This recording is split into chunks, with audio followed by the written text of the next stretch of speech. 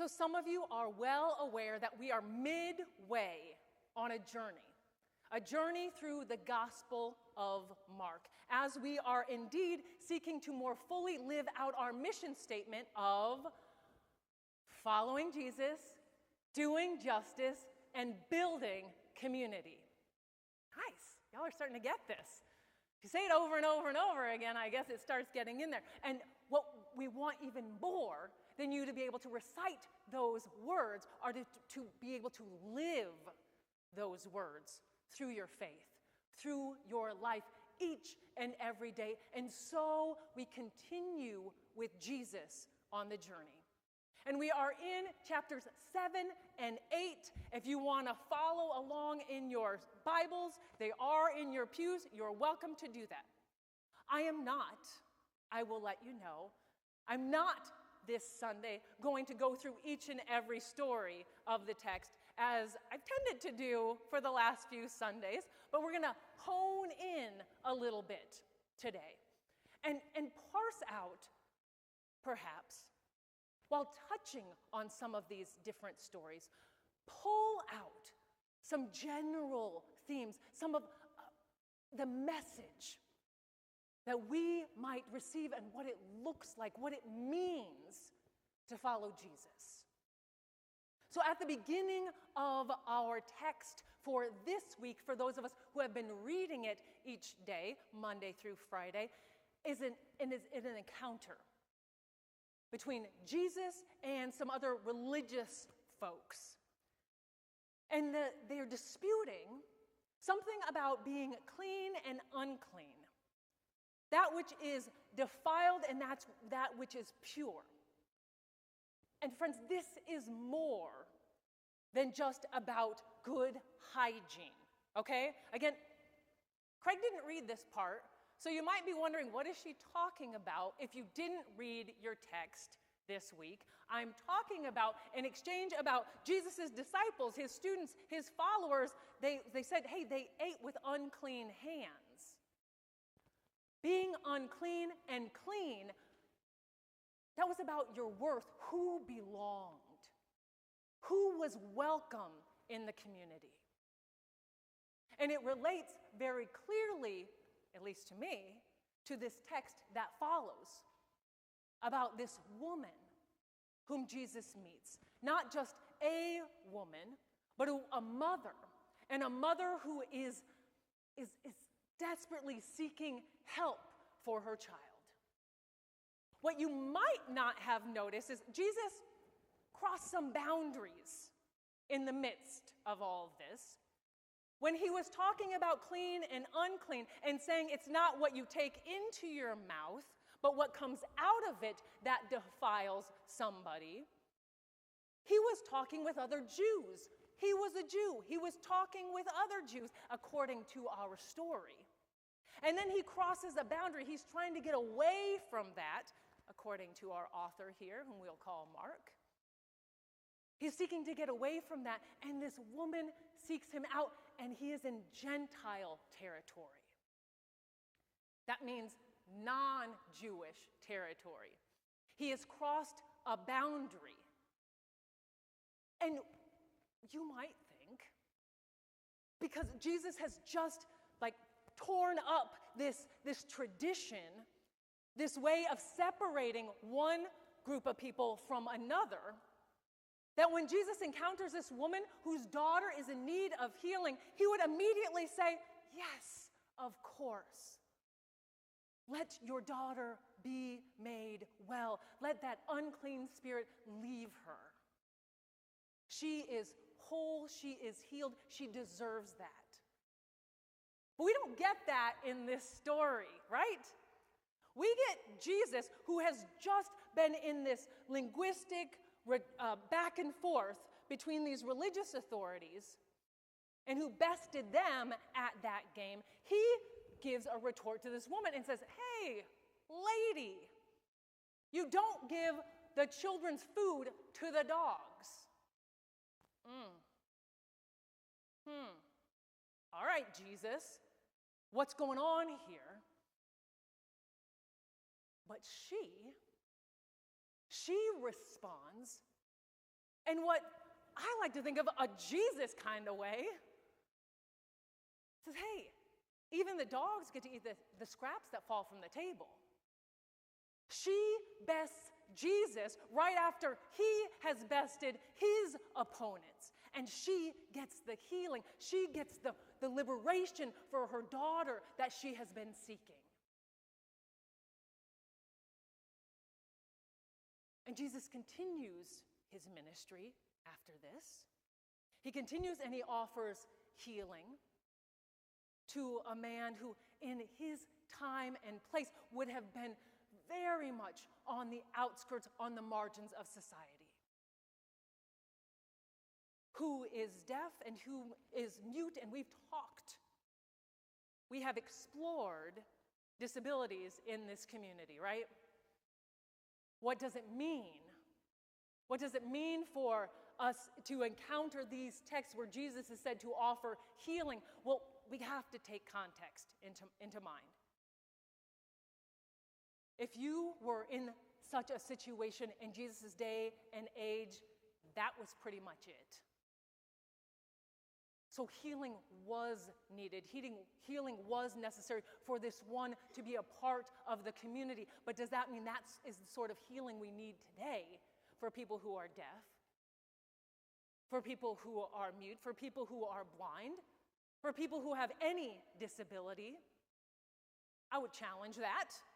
I would strongly challenge that and say perhaps the healing we need is societal, is communal, rather than the individual needing to change, that we as a body need to change so that one can be welcomed wholly, fully, can be accepted and celebrated for the gifts that they have, for the children of God that they are. But Jesus offers that healing, again, in Gentile territory. And he goes on, again, we get this story in Mark. They've been somewhere for 3 days. We don't know, but Mark didn't tell us they changed locale. That we have another amazing feeding story, We have another amazing feeding story. We had the feeding of the 5,000, which we explored last Sunday, and here we have the feeding of the 4,000. Perhaps, friends, this took place on Gentile territory as well. So what could these stories, what could these words, these experiences that are being shared here in the Gospel of Mark, what can they tell us about what it means to follow Jesus? Well, one thing I think it shows us, one thing I think we are invited to take from this is that when we are following Jesus, we are never done learning. Right? Jesus had this back and forth with these other religious authorities, using his words, them giving him what they had, and he's got it. It is certainly about following in the ways of God rather than the ways of the elders or whatever our tradition says we have to do. If we're not doing what's at the core, what is about the divine way, if we're not engaged with God first and foremost, but focusing on some of the ways that perhaps at a time helped us to live out that core, then we have gone astray. And then immediately Jesus learns a lesson. That's how I take that text that Craig presented for us today. He has just broken these borders, these boundaries about clean and unclean, proclaiming that each and all of us are beloved. We're all a part of God's family. Again, this was in the Jewish realm. And then he went across a border. And Jesus seemingly wanted to withhold that welcome here. That's what it feels like to me, at least, when he's likening this woman and her daughter to dogs. But he learns from her. He is changed by the encounter. He grows. I believe that as we are seeking to follow Jesus, we too are invited to continue to grow and to develop and to learn every part of the journey. We don't just know it all and we're done. Indeed, I think that's partially why Jesus was always on the move. That's why we're on the way. We're always on the way. And that lesson that he learns today, I think, again, that's a part of what it means to follow Jesus. It's about that third part of our mission statement. It's about building community. Who is welcome in that community? Who gets to be a part of that? Who gets to be celebrated? Who is an insider? And through these texts, I think we encounter a breaking down of the either or, of the inside and the outside, and it's not an us and them, it's all of us. That we are invited to continue drawing the circle wide, that we are all invited into this space. We are all held within the love of the divine. Each and every one of us, beautiful, gifted, appreciated, valued. And we are to strive to create that community. That's what we were singing about in that opening hymn. All are welcome.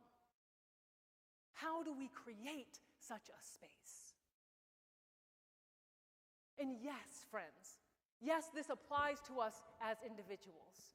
How are we continuously learning? How are we continuously expanding the welcome? It speaks to us as a faith community. How do we continue learning together? And how do we continue making sure that more and more are feeling welcome, experience extravagant welcome in this space, encounter that message of being beloved,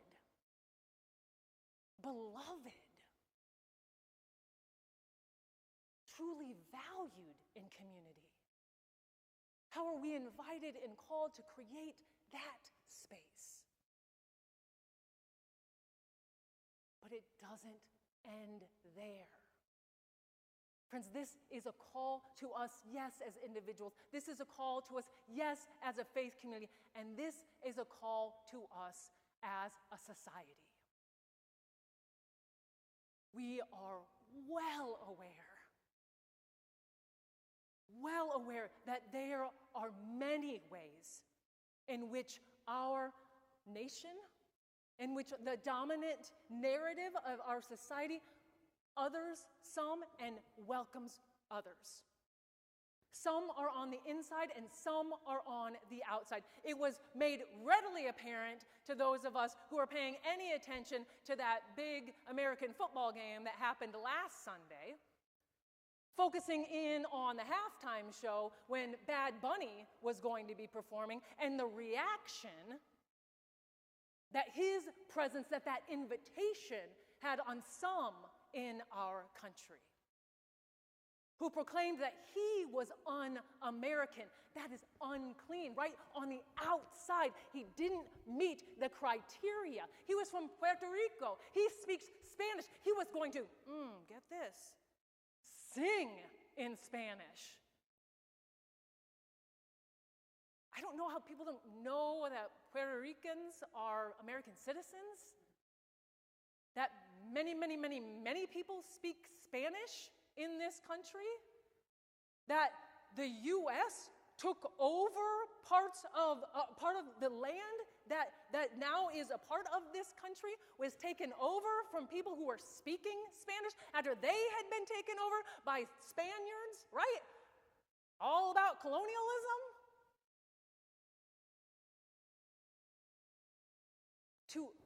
To say that this one was not American, or not American enough, right?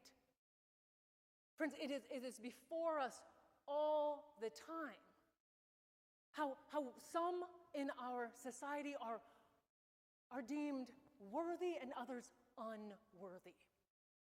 Others who are to be cast out. We see it continuing through ICE raids and deportations, right? That they don't belong. We see it happening by people, each and every one of us. I asked the children, who needs hats? Who needs scarves? Who needs underwear and mittens? We all need that. Not only people who are unhoused. All humans need that. Do they perhaps need it more because they're exposed to the weather more, to the elements more? Yeah, I could say that. We could say that. But who of us needs to eat? Who of us needs health care? Each and every one of us needs that, right? And yet there are those in this country who don't have access to that. They are denied access to it because they are found unworthy. Again, through this huge bill that was passed last year, people were cut out of being able to receive health care and cut out of being able to receive food. Simple human needs.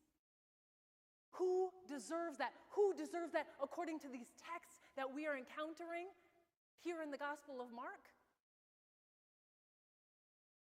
Each and every one of us deserves that. Friends, I could go on and on about the various ways that we divide ourselves, the ways that we other people. We could talk about the LGBTQ plus community. In particular, we could talk about the trans community and how they are being made to feel fearful and like they don't belong, that they are not welcome. We could talk about, as we experienced in our text today, we could talk about people with disabilities and how they again and again and again in almost all of our spaces are made to feel like they don't belong, that they are not good enough, that they are not worthy of the accommodation for full participation. Friends, this is the message. I believe that these texts are inviting us to receive, to encounter, to wrestle with, and to respond to. How, friends,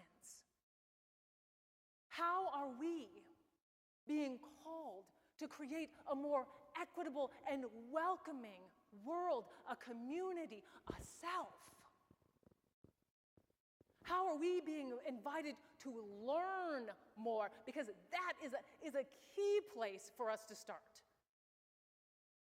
If you get to know the so-called other, you perceive them in a different way. You might begin to acknowledge their humanity. You might begin to experience their beauty and their gifts. You might be changed and transformed. And then be inspired to work for change and transformation in this community of faith and in our broader society. Friends, as we are on this journey through Mark, yes, but always on this journey of following Jesus. We've talked about the healings. We've talked about liberation. We've talked about feeding. And today, I invite you to consider how we are invited to follow Jesus in continuing to learn and in continuing to break down barriers, to expand the divine welcome and embrace of each and all of God's beloved ones, and especially those who have been pushed and cast to the margins. Friends, that's what I have been thinking about this week. That's what I have been wrestling with. as I've encountered these couple of chapters in Mark.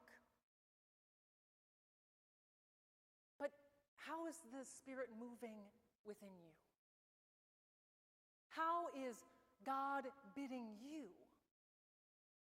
to respond, to engage your faith?